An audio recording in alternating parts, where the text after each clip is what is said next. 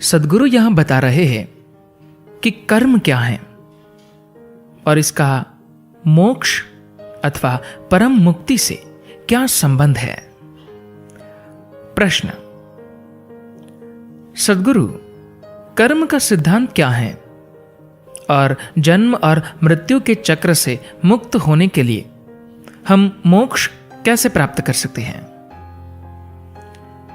सद्गुरु कहते हैं, कर्म का अर्थ है काम। यहां बैठे बैठे आप 4 प्रकार के कार्य कर रहे हैं। आपका शरीर कुछ कार्य कर रहा है, अन्यथा आप जीवित ही नहीं रहेंगे। इसी तरह आपका मन भी कार्य कर रहा है। आपकी भावनाएं और जीवन ऊर्जाएं भी कुछ कार्य कर रही है।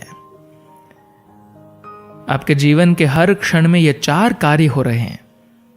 आप चाहे जाग रहे हो या सो रहे हो, लेकिन आपके 99% से अधिक कार्य अचेतन अवस्था में होते हैं। लेकिन इन कार्यों की बची हुई यादें आपके अंदर रहती है और बढ़ती जाती हैं।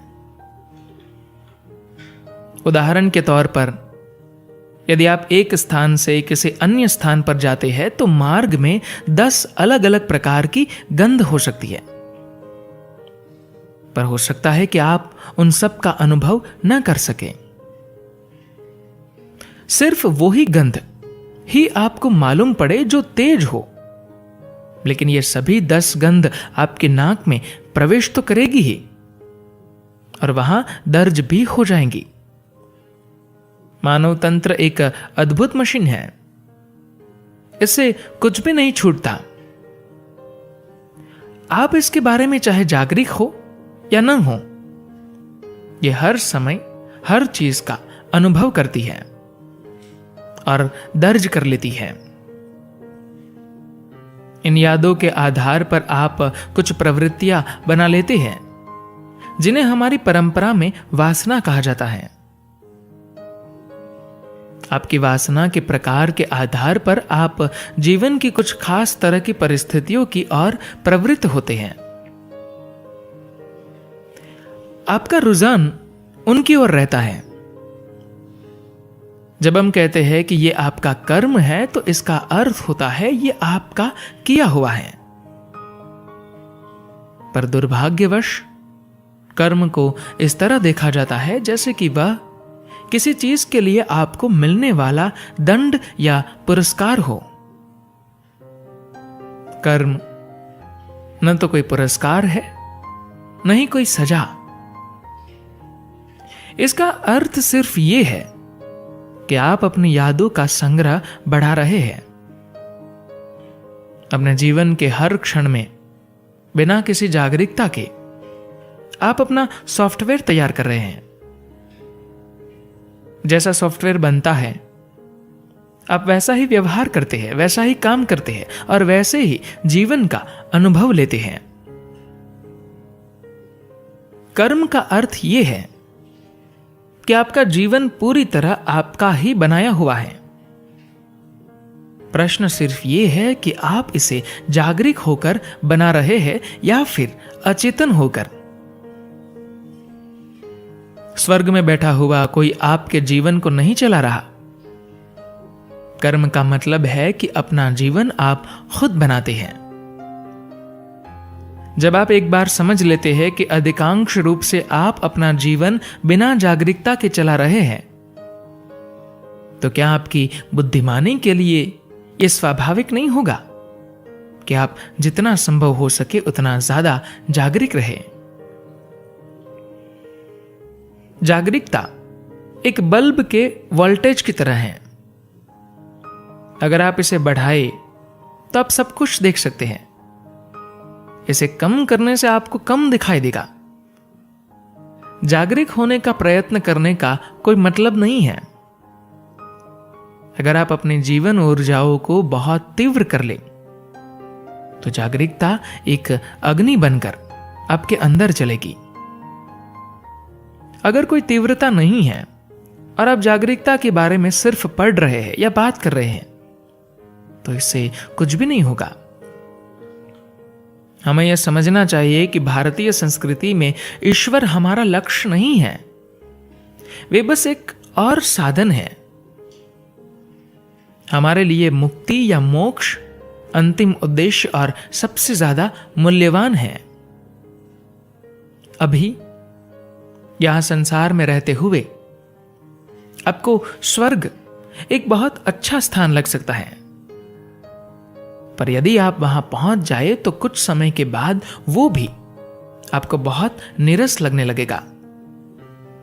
पर सोचिए कि आपके पास कोई सबूत है कि आप पहले से ही स्वर्ग में नहीं हैं।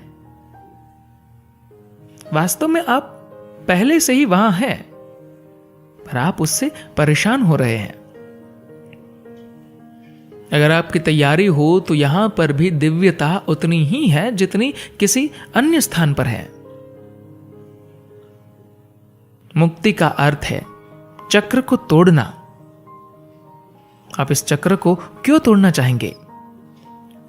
लोग समझते हैं कि अगर आप दुखी होंगे तभी आप इस चक्र को तोड़ना चाहेंगे, परंतु ऐसा बिल्कुल भी नहीं है। जो व्यक्ति दुखी है वास्तव में वो बेहतर होकर, ज्यादा धन संपत्ति के साथ, अधिक ऊंचा होकर, सुंदर होकर, अच्छा स्वास्थ्य लेकर, सभी कुछ पहले ज्यादा लेकर वापस आना चाहेगा। वो मुक्त नहीं होना चाहता। सिर्फ वही व्यक्ति जीवन से परे जाना चाहेगा जिसने जीवन के सभी रूपों को देख लिया है, उनका अनुभव कर लिया है।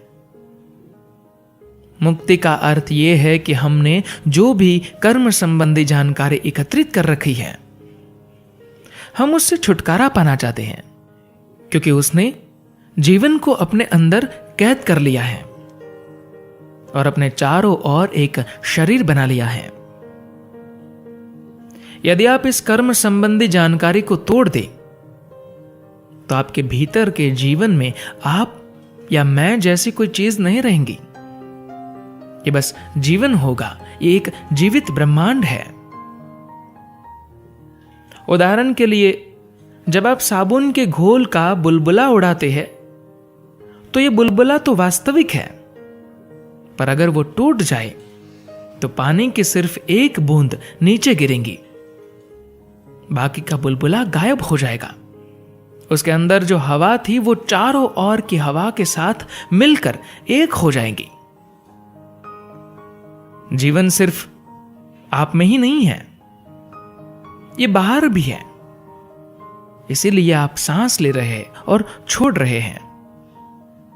आप उसके बिना जीवित नहीं रह सकते। आप इसे ऑक्सीजन कहे या कुछ और, उससे कोई फर्क नहीं पड़ता। मूल रूप से आप जिसे जीवन कहते हैं वह सर्वव्यापक, हर तरफ है। यह उस तरह से व्यवहार करता है जैसी जानकारी के साथ फंसा होता है। यही कर्म है। कर्म एक सॉफ्टवेयर की तरह है। यह वही जीवन ऊर्जा है, बस एक अलग सॉफ्टवेयर के साथ। इसलिए यह बिल्कुल अलग ढंग से व्यवहार करती है। आप अगर कर्म के सॉफ्टवेयर को पूरी तरह से तोड़ दे तो फिर जीवन कहां जाएगा? कहीं नहीं। यह सब तरफ है। सिर्फ व्यक्तिगत पहचान खो जाएगी। वास्तव में आपके अंदर के जीवन की कोई व्यक्तिगत पहचान नहीं है। सिर्फ आपका सॉफ्टवेयर ही व्यक्तिगत होता है। अगर आप इस सॉफ्टवेयर को बिना जागरूकता के तैयार करेंगे तो यह हर तरह के आकार ले लेगा। कुछ आपको पसंद आएंगे, कुछ नहीं। यदि आप अपने कर्म संबंधी सॉफ्टवेयर को जागरूकता के साथ तैयार करेंगे तो आप वही रचेंगे जो आप चाहते हैं। धन्यवाद।